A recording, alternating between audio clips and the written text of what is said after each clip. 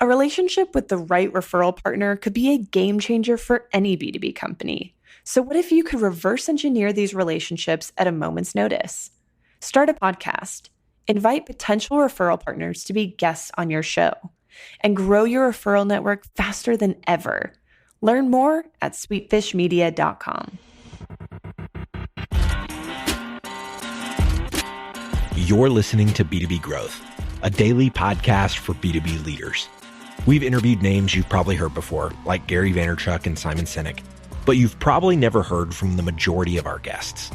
That's because the bulk of our interviews aren't with professional speakers and authors. Most of our guests are in the trenches leading sales and marketing teams. They're implementing strategy. They're experimenting with tactics. They're building the fastest growing B2B companies in the world. My name is James Carberry. I'm the founder of Sweetfish Media, a podcast agency for B2B brands, and I'm also one of the co-hosts of this show. When we're not interviewing sales and marketing leaders, you'll hear stories from behind the scenes of our own business. We'll share the ups and downs of our journey as we attempt to take over the world. Just kidding. Well, maybe. Let's get into the show. Welcome back to the B2B Growth Show. I'm your host for today's episode, Sean Blackburn with Sweetfish Media. I'm joined today by Christine Göös. She is the head of content and America's marketing at Smartly.io. Christine, how are you doing today? I'm great, and I'm very excited about the topic that we're going to talk about today. Absolutely. Me too. So just for starters, that topic is from noise to notorious, finding your brand. I love it. And, before we jump in there, you've been on the show before, so thank you for coming on again. But in case, the audience didn't catch your other episode, give us a little bit of background about you and what you guys do over at Smartly.io. Yeah, sure. So I have been working in advertising and marketing for close to a decade now. So I got my start in advertising as a copywriter, and then I moved over to work in B2B tech. And today I'm running America's marketing and content for Smartly.io, which is one of the biggest paid social platforms globally. So advertisers like Uber and eBay and StubHub use the platform to run their campaigns, optimize their campaigns, and also create their still and video ads at scale. Yeah, I think it's a fascinating product that you guys have for people. And, I'm excited to kind of hear your take on how people can find their brand and go from just making noise to becoming notorious. Overall, off the top, I loved one of the things that you sent over to me that says B2B doesn't have to stand for business to boring. I think I know where you're going with that, but what's your thoughts on that overall? Yeah, so I don't have to go over the typical sort of B2B marketing scenario because, we're all familiar with that, and we need to have the bases covered, from having communications around your features and your solutions, your blogs, ebooks, newsletters, and all of those are very useful and have to be there. But I think that a lot of us B2B marketers, we're not always pushing the envelope enough when it comes to our marketing. We're not taking those risks. We're not starting from the bigger picture. At the end of the day, if you think about it, of course, there are, whether depending on the industry and what you're selling, but we're all selling more or less the same product. Some may be superior in some features and have an advantage in that. But for the customer, it really boils down to what your image is. Because if you go on to different B2B providers' websites, let's take my industry, for example. If you're looking at different paid social Facebook marketing partners, we're all talking about how you can optimize your campaigns, how you can get better return on your ad spend, how you can get seamless reporting that helps you understand how campaigns work. And that's all great and fine. But then what is the differentiator? And it usually is your brand, what your customers are saying about you, but also what you put out there. I love that. And so many times we sometimes forget the brand importance when it comes to marketing and marketing activations. And I really like what we're going to be talking about today. You've got a 3-step process for creating these. Maybe if you could just kind of start to unpack, what is the sort of framework that you think about whenever you're approaching subjects like this? Absolutely. So I would start with your messaging and amplifying the benefits, the end result, which is not better ROI. What it really means is you being successful in your job when you use, let's say, for example, the Smartly.io platform, but it can be anything that you are marketing. So don't focus on the features, focus on the bigger story. And I know it's not always easy because we tend to, like, as tech marketers, default back into, no, we need to mention this feature and what this does in X, Y, and Z. But really, when you go back to the human factor, you're making a CMO or rock star in their organization, or Right. whoever the end user might be. So that's really the starting point. And I always like to use this example. So let's look at B2C. Let's look at Nike. So their Kaepernick ad. Does it Right. talk about how amazing their shoes are for running, or how lightweight and moisture wicking their sports clothing is? No, they don't mention that in a single word. So I think that, we're really good at talking about the product once it gets to that, but where is the Kaepernick for your B2B marketing? So that's Right. kind of the first step in the process. So then when you have that nailed down, then you have to think about, okay, I have the story, I have the narrative. How do I bring this to life? Is this something that I can tell in an entertaining way? Should I educate my audience? Should I maybe inspire them? And for this, an old example from my advertising days, but we had this huge sports betting company that was a client of ours. And they came to us and said, look, we need to reach new audiences and get more people excited about, placing a small bet on whatever sports they're watching. And so we came up with this idea or this insight that, and this is again amplifying the benefits. So when you're sports betting, it adds a lot of drama to any sporting event. and then we were thinking about, okay, what relates to drama? Well, soap operas. So we actually produced a 4-episode soap opera, and all of the actors, aside from the main star, who was Ron Moss, who used to be on Bold and the Beautiful, so a big name, we flew him in. But all of the other actors were actually athletes. So they, again, it was that, it was in the sports realm, but then we had the drama, and it was a very unexpected way of bringing this campaign to life. Again, more of a B2C example, but that is something that you should really push for and think about when you're starting to map out the channels or the ways to tell a story. Ask yourself, what if this were a music video? What if we did a, mini TV series about it? What is the best way to get the message across? And it doesn't need to be crazy every single time around. We recently did this guide for gaming advertisers. Gaming as an industry, they're very tech savvy and very advanced with their paid social. But we created a guide for them, like a digital guide of how to best use Facebook, what are the latest features, some of the success stories. And it resonated really well and got a lot of downloads because it was useful. Again, that was more of an educational piece, and you need to know your time and place, when to use the fun stuff, the crazy stuff, the out there things, and then also do things that are very, very useful for the end audience. Is there any sort of advice that you give to people as far as, we've got entertaining content, we've got educational content, we've got inspirational content? Is there any way that you kind of, with your clients, help them choose which direction to go when it comes to what their goal is? I think it all goes back to what your main point and message is, and what is the tone of that message. I can give you an example of a campaign that will have aired by the time this episode goes up. In a few weeks' time, we'll be going to Las Vegas for Shop Talk, which is the biggest event for retailers and e-commerce brands.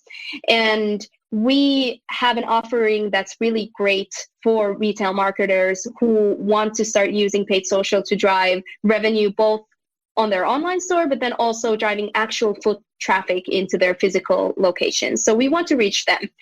And how we started out was, we asked ourselves, okay, what is, again, the benefit that retailers are getting from using our platform? And of course, at the end of the day, it's ROI and revenue, but we don't want to say that per such. Sure. So then we started playing around, okay, so what are they looking for? So they're actually looking for a lift. They want to see the lift in their revenue, in their sales, on their paid social. And then we started playing around with the concept of lifting, and we came up with this creative concept of having the Smartly.io platform as this kind of very, not cliche, but funny, old school type of weightlifter that's lifting up these actual stores. So we did a series of creative animations, Instagram stories, ad formats that we're going to start running and targeting only to those 8,000 attendees at Shop Talk during those conference days. So they will be seeing like, instead of having this sort of maybe like running a case study or running like a link ad that leads to any given retail offering page, we're actually running these funny lifting characters that are lifting, fashion stores, they're lifting supermarkets, they're lifting cashiers, and encouraging the retailers to see the lift on their sales on paid social. Love it. Mixing kind of everything into that, the educational, the inspirational, and the entertainment. So I love that you guys are approaching it that way. And it really comes down to really focusing it, like you said before, on the creative process and potentially taking some risks more so than what we're used to. I mean, anybody can do another white paper or another case study, but this is really engaging, our left brain and asking ourselves to really be creative. What could you speak, I guess, maybe to the risk involved with doing something, as marketers, we want to have results, but we also don't want to, run that campaign that just bombs either. And I think that, we are, as tech marketers, we're so married to the idea of everything being measurable by absolute terms.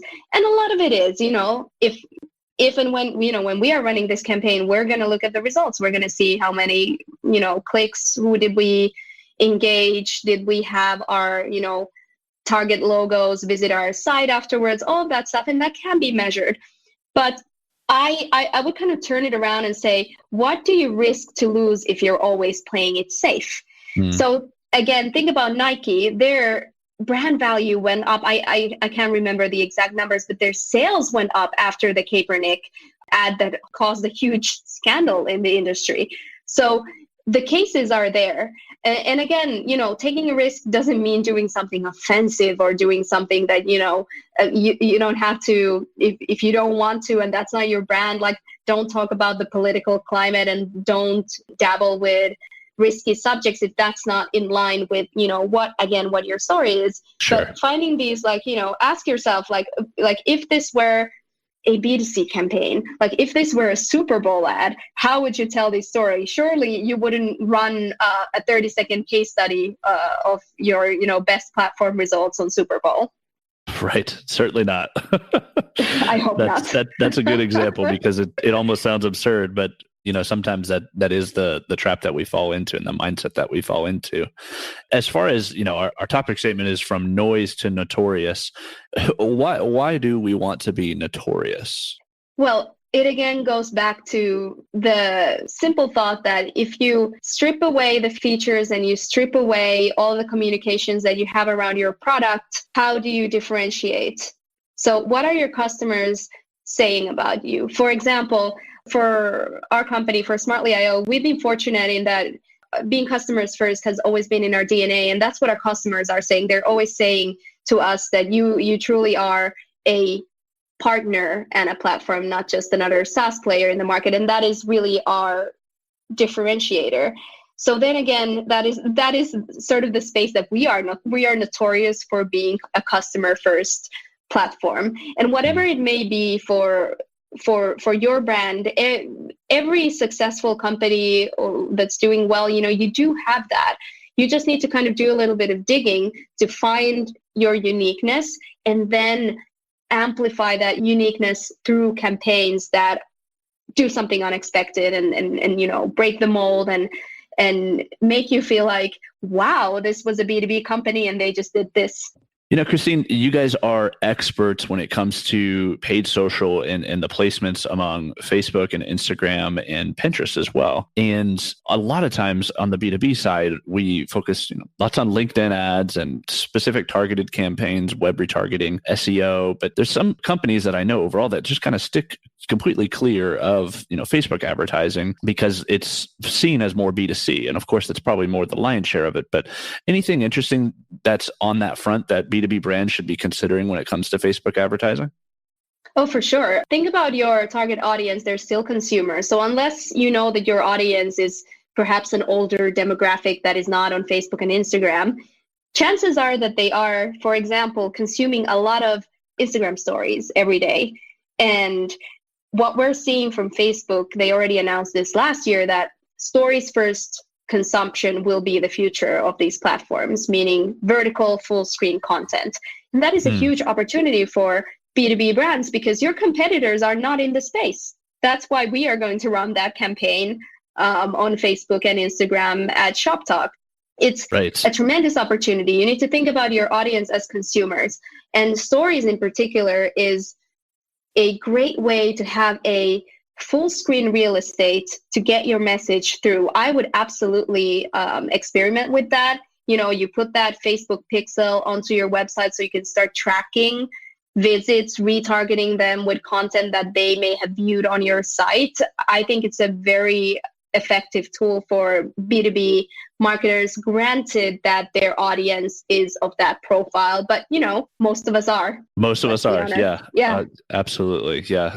So that's fantastic, and that's very interesting with the story function being kind of the go-to. I've seen that in my own consumption, so that is fascinating. Mm-hmm. Anything else that you feel like you would want to get in front of our audience when it comes to this idea of from noise to notorious?